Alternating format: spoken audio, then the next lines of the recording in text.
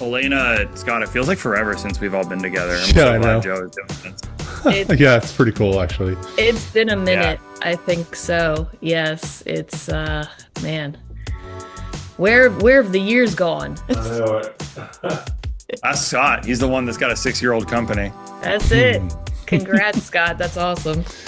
We Yeah, made it. so- I would love to see the distribution of like startups like by like time, like life basically, and just to see where we are in the like how far we've made it and are still alive. That's the whole game, staying alive, you know.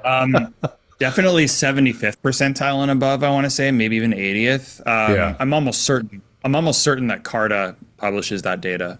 Is that right? I mean, I've seen the like by outcome, but like by just full on actual, you're still alive 6 years later, you know. It's cool. I would hope it's that cool. they would.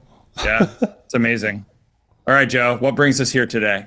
So, I have assembled the EV Avengers here for I like that. special edition of the Overby Marketing Podcast.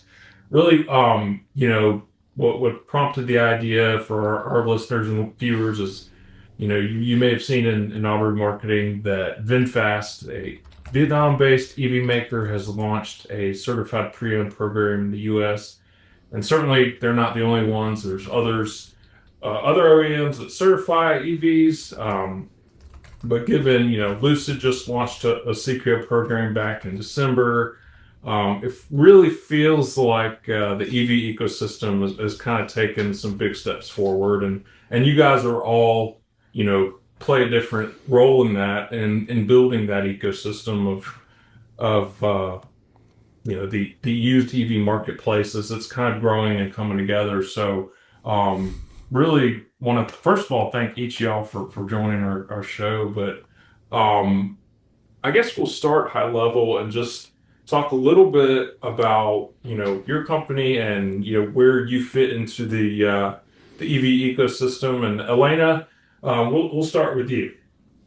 Sure. Well, thank you, Joe, for having us on. And if we are calling ourselves the EV Avengers, I call dibs on Black Widow. So that'll be my Black Widow EV version. And so, host and producer of the EVs for Everyone podcast. I'm very shortly going to be celebrating 4 years.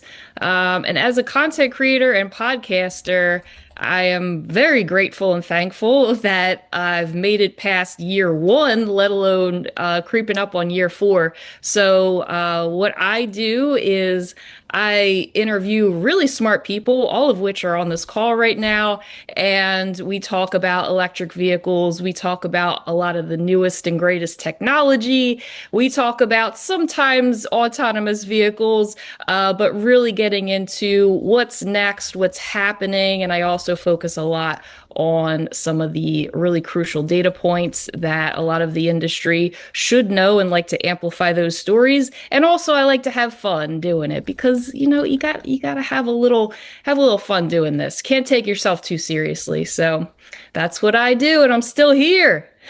Excellent. Jimmy, how about you?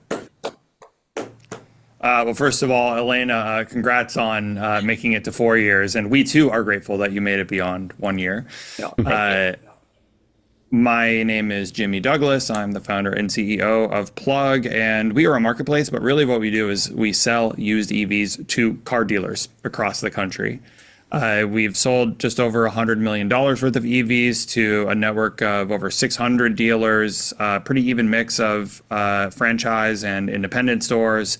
And we do so in a differentiated way. So they have total transparency into the EV differentiating factors around battery, computer hardware, software-enabled features, charging network access, warranties, everything that's required to confidently evaluate a vehicle's condition and capability. And we source those vehicles from a variety of places, primarily directly from consumers, but we also work with OEMs, fleets, and lenders. And Scott? Hey, 6 years old as of today, actually, over here at Recurrent.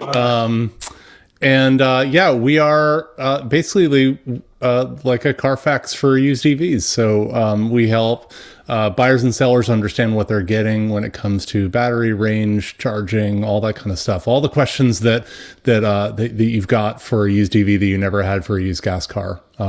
Work with dealers all over the country, listings, marketplaces, wholesale auctions like Plug, and then increasingly auto remarketers because there's a lot of this has to happen prior to the moment the car gets to the point of wholesale if you really want to do it right and get the most for your car when you resell it.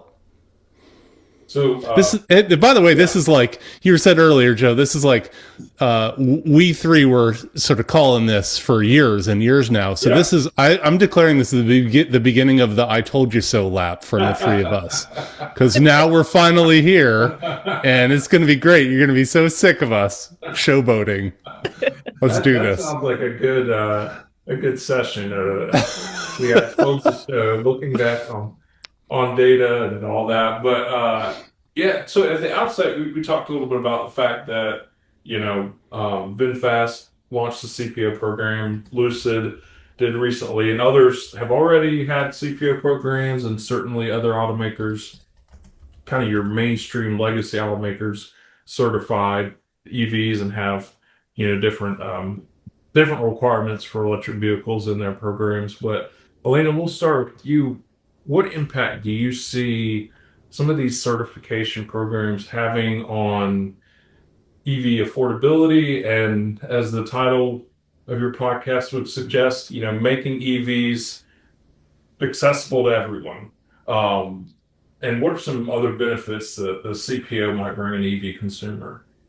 Yeah, absolutely. And so I think, to piggyback off of what both Scott and Jimmy had mentioned, the real EV story, I think, for 2026 is happening in the used space right now. And I think CPO programs, they're a huge deal for affordability, access, and of course, consumer confidence. So yeah, these programs are making EVs actually affordable, actually attainable. So we know that the EV new side, according to the data, has cooled.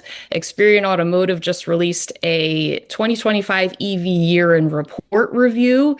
And yes, as we have seen in that report, EV registrations new were down roughly 36%.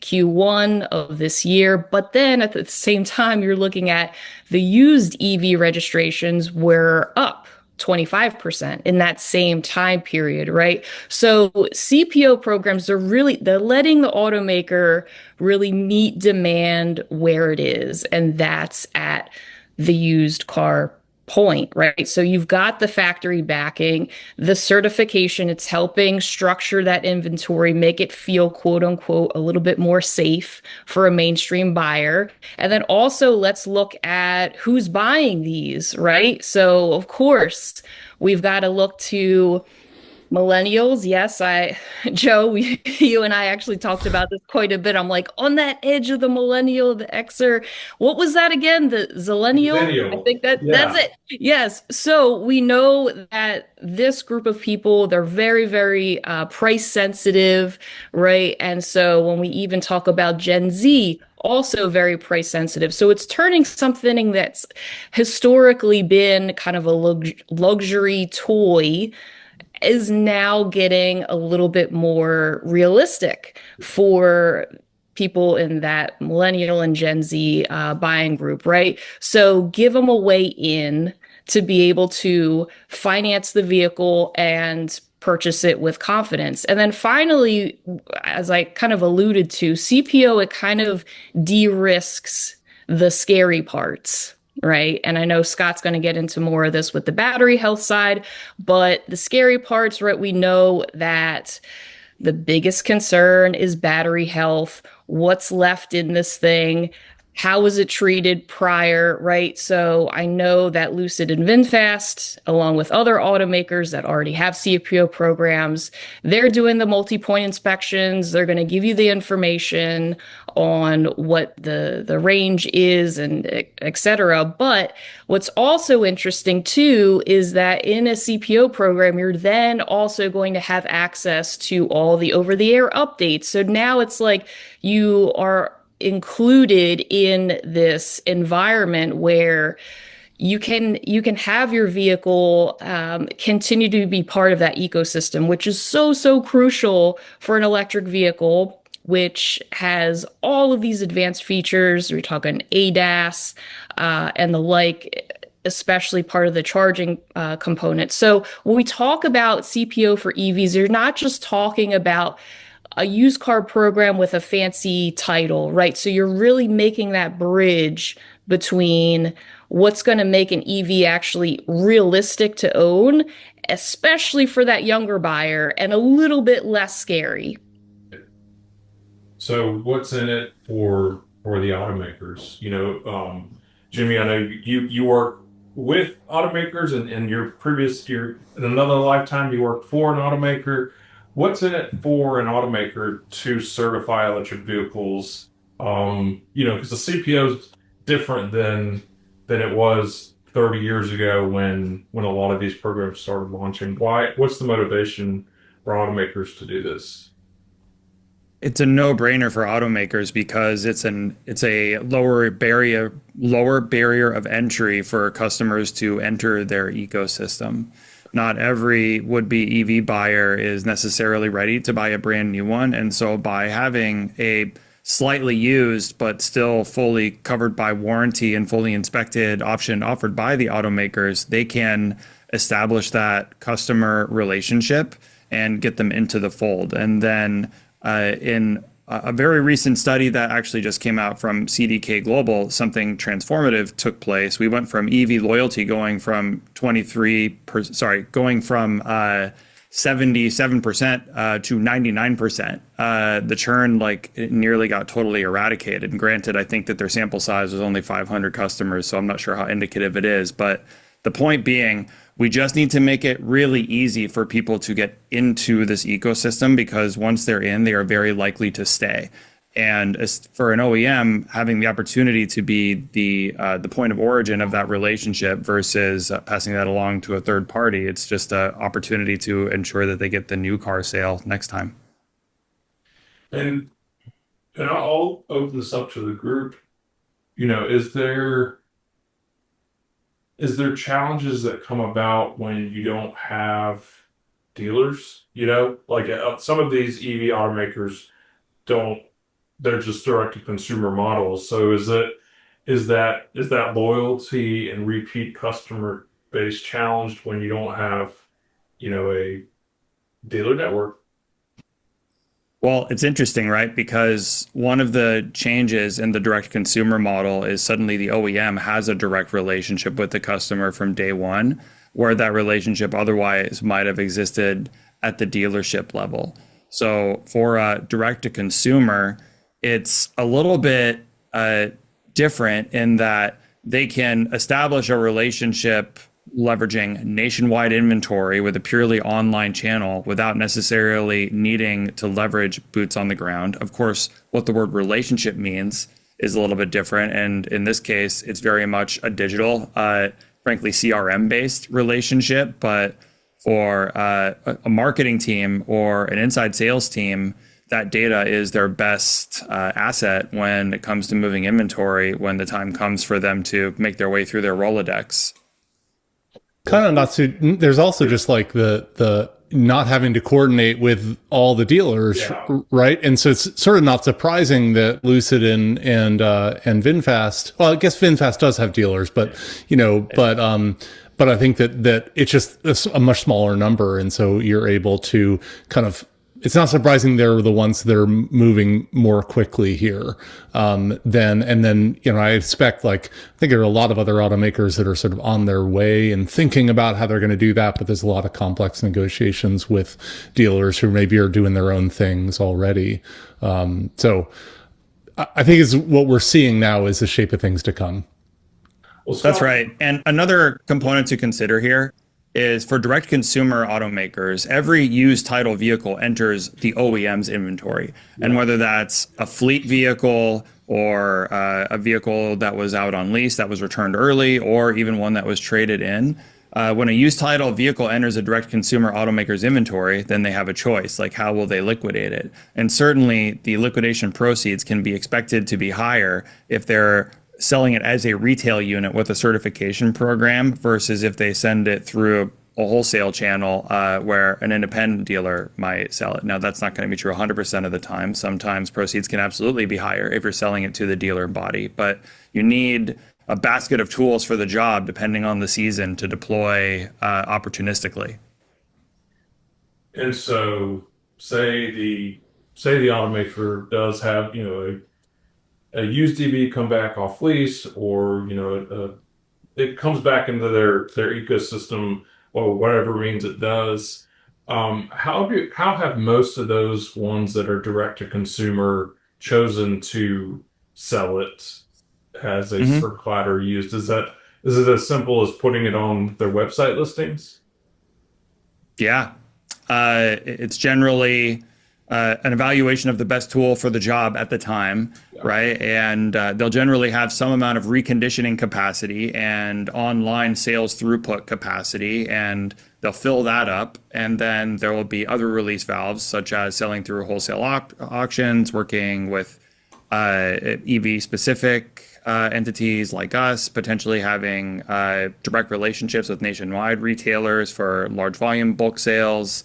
The playbook is one of having a variety of options, but starting at the top of the waterfall would generally be the wholly owned used car program, which may or may not be referred to as a certified program. Well, Scott, going back to something Elena mentioned about kind of the scary part of buying EVs for some consumers, and that's the battery health. What role have you seen it play in some of these EV certification programs or warranty programs, or even just down to the dealership level of, hey, you know, this car is, you know, safe and reliable because the battery is XYZ. What role have you seen that play? So I'm gonna say something that's off script and maybe not even like beneficial to Recurrent, right? So all these cars we're talking about, 3 years old, the batteries are all fine.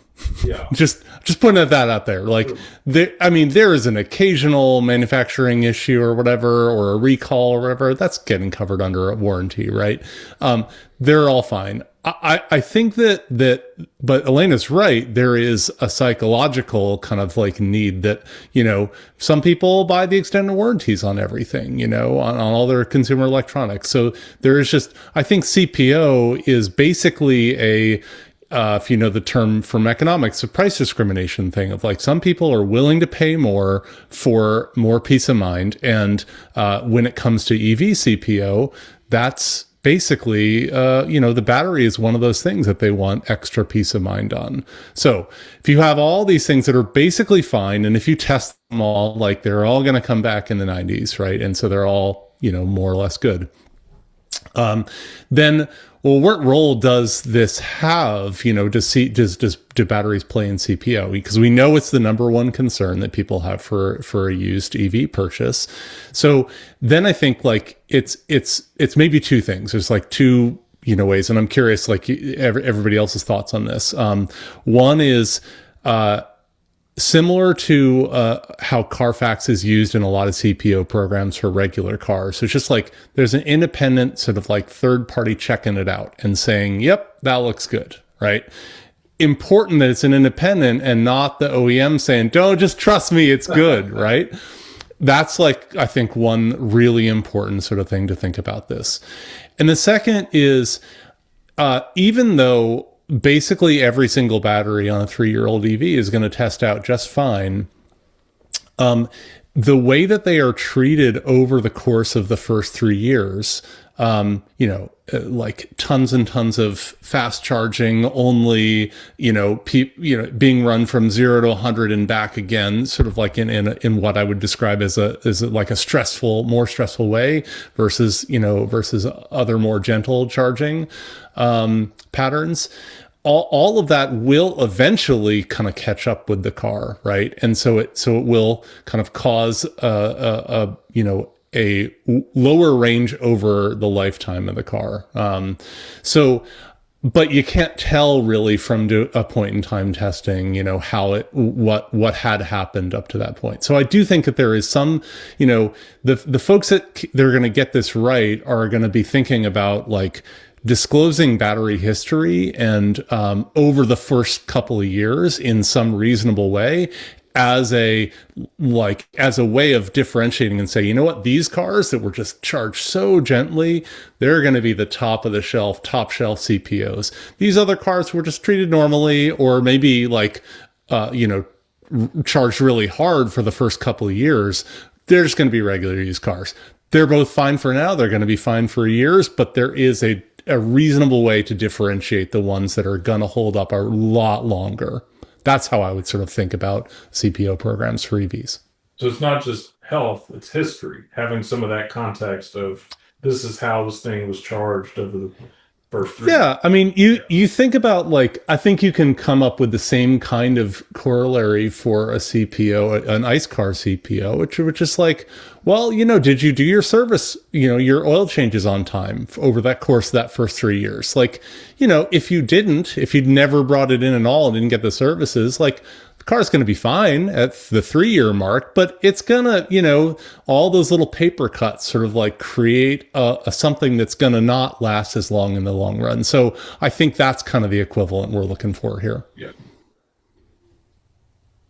Well, I imagine too, one of the big stories we've covered this year is just the increase in off-lease volume of EVs.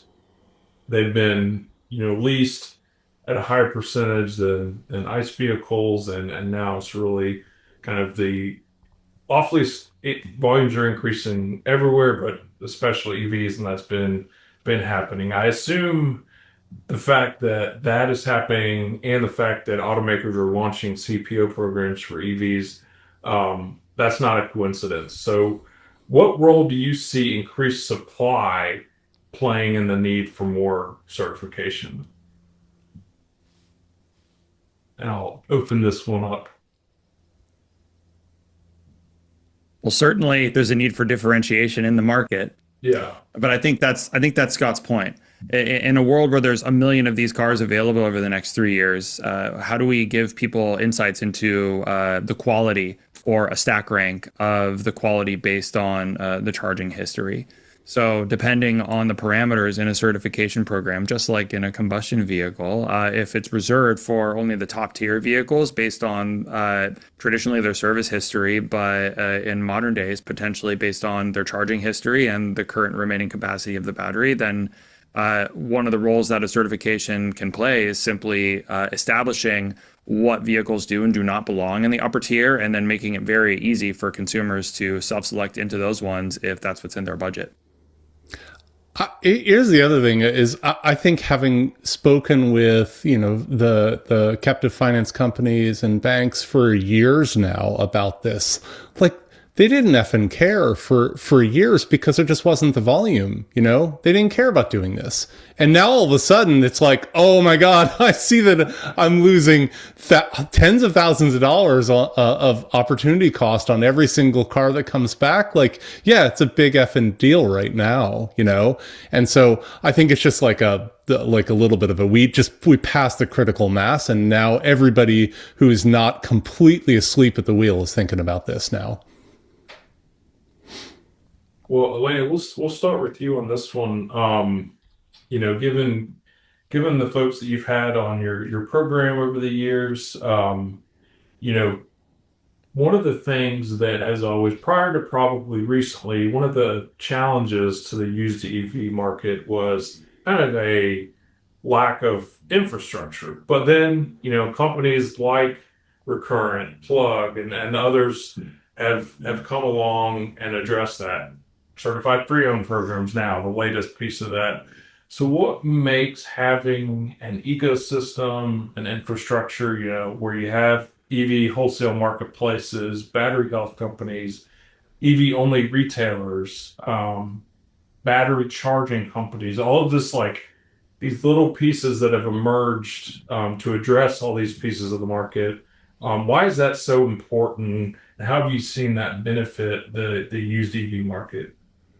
Yeah, absolutely. I think more than anything, EVs are this living, breathing product. That's not to say ICE vehicles aren't as well, but I think more so with an electric vehicle. You have, to your point, an ecosystem that is built around this product. And I'm going back to the episode I actually recently just did with Kirsten Von Busch from Experian. We had talked about all the numbers when it comes to who's obviously Tesla is the incumbent, the dominant king of EV, the undisputed, right? So when you think about that entire Tesla ecosystem, it makes so much sense that, of course, they're going to be outselling the next competitor 7 to 1. Like that's crazy. Like outselling your closest competitor 7 to 1, but because of the fact of the extensive supercharger network, you've got, and as I mentioned before, about all the over-the-air updates that come through, the software upgrade, it really is like this living, breathing product. And say what you will about Tesla, say what you will about Elon, whatever. When you look at the data, they have built this entire ecosystem. And I think uh, obviously other automakers took notice, right? We shifted from everybody kind of doing their own thing with the charging, and then oh by the way, everything is now over to NACS, North American Charging Standard. So more people, more automakers can have access to that charging network. We had the rise of Iona, right, which was actually in your backyard, Joe, Yeah. right? Did they had like the big grand opening in North Carolina? And listen, like that collaboration is so needed because we've got a lot of work to do still. Okay? It's like it's not going to be Tesla forever, right? And as there's new models being released, of course Tesla's going to be a huge part of the ecosystem in EVs. Of course, Tesla will always be the OG. But I think something and an example like Iona is a great way to see like other manufacturers, other automakers working together to make this damn thing or darn thing easier, right? We need it to be easy. We need it to be painless. Yes, it needs to cost the right amount. We could talk about TCO till we're red in the face. I'm already a little bit red in the face, but we don't need to talk about TCO right now. So let's just, tip of the hat to Tesla for all the work that they've put in, all the investment, and all the, oh my gosh, you're so crazy. And, they've got the diner now with the humanoids running around. So I think they, get their kudos where it's due. I have an elephant in the room question that I think Jimmy might be able to address. Tesla being the huge, sort of like volume play, why did Tesla never have a CPO like program themselves? That'd be the obvious thing for them to do. Why'd they choose not to? I love it. Jimmy, live on camera. I can't avoid answering that. You could claim NDA or something like that. But no, I'm just honestly curious. Let me. It's a really great question. Well, that does lead me to. Wait, Jimmy literally freezes. Oh. It's so good. He's not so good. I love that. Wow, oh no, it's so good. And to convert the existing program. Wait, hang on. Did you not freeze on purpose? Oh, no, I didn't freeze on purpose. I think our internet connection got unstable there. Oh my God. Wait, it's so good. Funny. That was the greatest timing I've ever seen. You literally froze the second you started that answer. Yeah. Oh, wow, that's funny. So yeah, there was like a real pause and I was thinking about how to answer this question. So like, without answering the question, just speaking in the abstract, like how would Tesla think about this from a first principles basis? Like what's the true need for a program that's certified that fundamentally accomplishes something that's different from the current offering? And we don't have to have an answer to that right this second, but just speaking in more abstract, the job of a used car team inside of a direct consumer OEM is to convert used car inventory into cash. It's to get net new customers into the ecosystem at a lower price point. Is there anything along those lines that's not already being accomplished with the current program that would be leveled up by a certified program? I don't know. I haven't worked there in a long time. But if they were to launch something like that, I would assume it would. Freezes again. I actually think that Elon is actually, this is the equivalent of bleeping him out to make sure he doesn't say anything. But let me react to that while Jimmy's frozen again. And that's that. I'm back. Yeah, that's great. Getting the bed over here. No, we think we know why. But no, I would say, like, I actually think it's a great point. Like, I actually think that says Tesla is the dominant player, right? Is the standard for EVs, and that puts essentially means like, yeah, they don't have to do it. They don't have to offer CPO to convince people like you should buy or used cars. But every other automaker is a challenger brand and does have the burden of proof. And so I actually think it says like, yeah, hey, you know what? It's not fair, but everybody else has to do it. And Tesla doesn't. You know, that's sort of how I would sort of read that. Well, that's a very astute observation, Scott. Yeah. Well, that leads me to my last question here for you guys. Do you see that happening? Are more automakers probably going to launch CPO programs, whether they're direct to consumer EV automakers or maybe some of the traditional OEMs that have CPO programs? Will they carve out specific ones, only for CPO? Like, will there be more EV CPO programs on the way? I mean, how many are there left that don't have one, really? Yeah, I was actually trying to think of, does Rivian have one? Yeah, right, they do. I mean, if they don't have one, if you're not Tesla and you don't have one, I don't know if you'll survive. And that might be a super, super hot take, and it might be the fact that it's like 95 degrees outside and I'm overheating, but I really, to what Jimmy was saying earlier, it's a way to get somebody into your brand, start that brand loyalty journey on the used side. So that's my hot take. It might be the heat stroke. I'm sorry. Well, I think that's a good as place as any to leave it. Leave it on a high note here, guys. Thank y'all so much for joining me. It's always good talking with each one of you, and I love it when we can bring all the Avengers together for episode, and really appreciate you being on the show. Thank you, Joe. Thanks, Joe. See you in November at Used Car Week, right? Absolutely, yes. Thank you. I'm doing your plug for you. Come on, man. Our Used Car Week will be November 16th to 19th in San Diego.